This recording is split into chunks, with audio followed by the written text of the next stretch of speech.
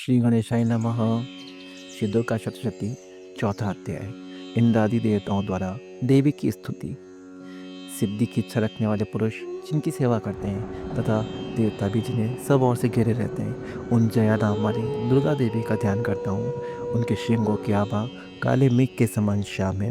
वे अपने कटाक्षों से शत्रु समूह को भय प्रदान करती है। उनके मस्तक पर आभा से चंद्रमा की रेखा शोभा पाती है। वे अपने हाथों में शंख, चक्र, कृपाण और त्रिशूल धारण करती है।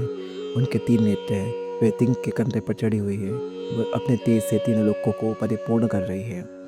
ऋषि कहते हैं, अत्यंत पराक्रमी दुरात्मा महिषासुर तथा उनकी दैत्य सेना के देवी के हाथ से मारे जाने पर इंद्र आदि देवता प्रणाम के लिए गर्दन तथा कंधे झुकाकर उन भगवती दुर्गा का उत्तम वचनों द्वारा स्तवन करते हैं।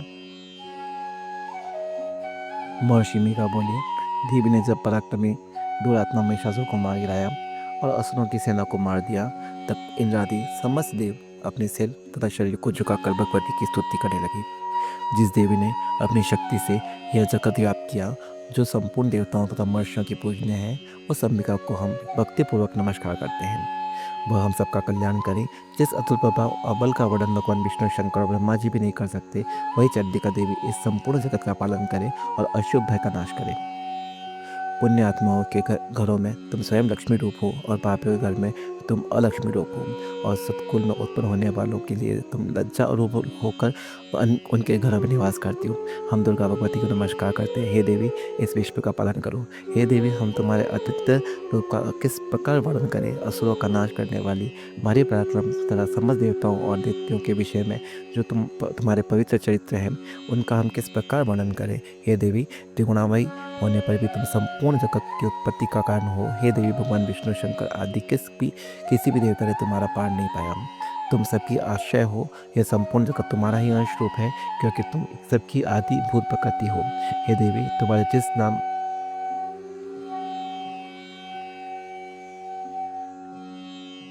हे देवी, तुम्हारे जिस नाम के उच्चारण से संपूर्ण यज्ञों में सब देवता तृप्ति लाभ करते हैं, वह स्वाहा भी तुम ही हो। इसके अतिरिक्त तुम पितरों की तृप्ति का कारण हो, इसलिए सब आपको स्वधा कहते हैं। हे देवी, वह विद्या जो मोक्ष को देने वाली है, जो चैतन्य महाज्ञान स्वरूपा है, तत्वों के सार को वश में करने वाली है, संपूर्ण दोषों को दूर करने वाली, मोक्ष की इच्छा करने वाली, मुनिजन जिसका आभास करते हैं, वह तुम ही हो।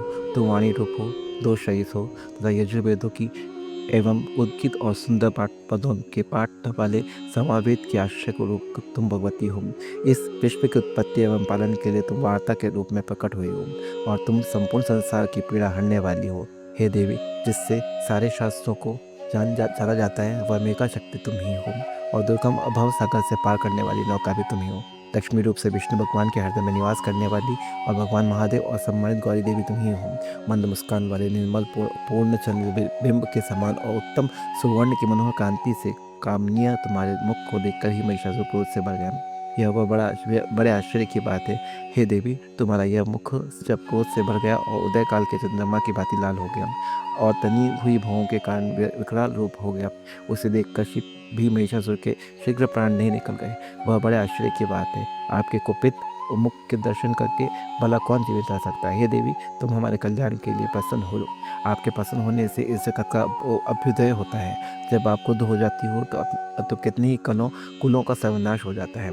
यह हमने अभी अभी जाना है कि जब तुमने महिषासुर की बहुत बड़ी सेना को देखते देखते मार डाला।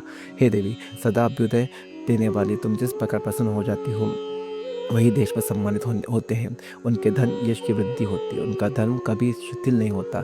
उनके यहाँ अधिक पुत्र और नौकर होते हैं। हे देवी, तुम्हारी कृपा से ये धर्मात्मा पुरुष प्रतिदिन श्रद्धापूर्वक यज्ञ करता है और धर्मानुकूल आचरण करता है, और उसके प्रभाव से स्वर्ग लोक में जाता है, क्योंकि तुम तीनों लोकों में मनमांचित फल देने वाली हो। हे माँ दुर्गा, तुम स्मरण करने पर संपूर्ण जीवों के भय नष्ट कर देती हो और स्थिर चित्त वालों के द्वार चिंतन करने पर उन्हें अत्यंत मंगल देती हो।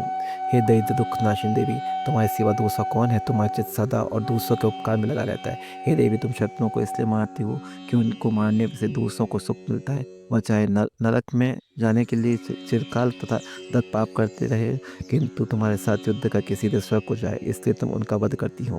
हे देवी, क्या तुम हर्षिताप मात्र से समस्त असुरों को भस्म नहीं कर सकती। अवश्य ही कर सकती हो, किंतु तुम्हारा शत्रुओं को शस्त्रों के द्वारा मारना इसलिए है कि शस्त्रों के द्वारा मारकर वे स्वर्ग को जाते। इस तरह वे इस तरह से ही देवी उन शत्रुओं के प्रति भी तुम्हारा विचार उत्तम है। हे देवी, तुम्हारे उग्र खड़ग की चमक से और त्रिशूल की नोक की कांति की किरणों से असुरों की आंखें फूटने गई हैं। उनका कारण यह है कि वे किरणों से शोभायमान तुम्हारे चंद्रमा के समान आनंद प्रदान करने वाले सुंदर मुख को देख रहे थे।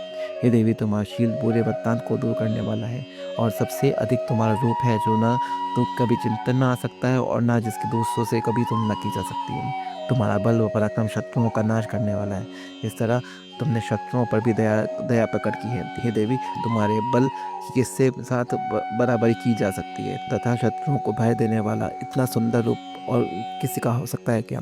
हृदय में कृपा और युद्ध में निष्ठुरता, ये दोनों बातें तीनों लोगों की में केवल तुम ही में देखने पाई है। हे माता, युद्ध भूमि में शत्रुओं को मारकर तुमने उन्हें स्वर्ग लोक में पहुंचाया है। इस प्रकार तीनों लोगों की तुमने रक्षा की है। तुम उन्मत्त असुरों से जो हमें भय तथा हम उसको भी तुमने दूर किया है। तुमको हमारा नमस्कार है। हे देवी, तुम शूल तथा खड़ग से हमें रक्षा करो तथा घंटे की ध्वनि और धनुष की टंकोरे से भी हमें रक्षा करो। हे चंडी के आप अपने शूल को घुमाकर पूर्ण पश्चिम उत्तर दक्षिण दिशा में हमें रक्षा करो। तीनों लोगों में जो तुम्हारे सौम्य रूप है और घोर रूप है उससे हमें रक्षा करो। इस पृथ्वी की रक्षा करो। हे अम्बिके, आपके कर पल्लवों में जो खड़ग, शूल, गदा आदि शस्त्र शोभा पा रहे हैं उससे हमारी रक्षा करो। महर्षि बोले कि इस प्रकार जब सब देवताओं ने जगत माता भगवती की स्तुति की और नंदन वन में के पुष्पों तथा गंध अनुलेपों द्वारा उनका पूजन किया और फिर सबने मिलकर जब सुगंधित व दिव्य धूपों द्वारा उनको सुगंधित निवेदन की, तब देवी ने प्रसन्न होकर कहा, हे देवताओं, तुम सब मुझको मनवांछित वर मांगो। देवता बोले, हे भगवती, तुमने हमारा सब कुछ कार्य कर दिया है। अब हमारे लिए कुछ भी मांगने बाकी नहीं रह गया है, क्योंकि तुमने हमारे शत्रु महिषासुर को मार डाला है।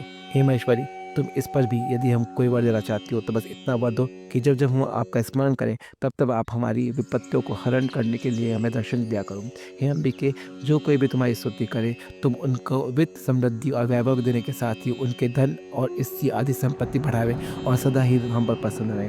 महर्षि बोले, हे राजन, देवताओं ने जब जगत के लिए तथा अपने लिए इस प्रकार प्रश्न किया तो बस तथास्तु का देवता न ध्यान हो गई। हे भूप, जिस प्रकार तीनों लोगों को क्या हित सहने वाली ये भगवती देवताओं के शरीर से उत्पन्न हुई थी वह सारा वृत्तांत मैंने तुमसे कह दिया है। इसके पश्चात दुष्ट असुरों द्वारा शुंभ निशुंभ का वध करने और सब लोगों की रक्षा करने के लिए जिस प्रकार गौरी देवी के शरीर से उत्पन्न हुई वही सारा वृत्तांत मैं यथावत वर्णन करता हूँ। इस प्रकार श्री दुर्गा सप्तशती मार्कंडेय पुराण का चौथा अध्याय पूरा हुआ। जय माता दी।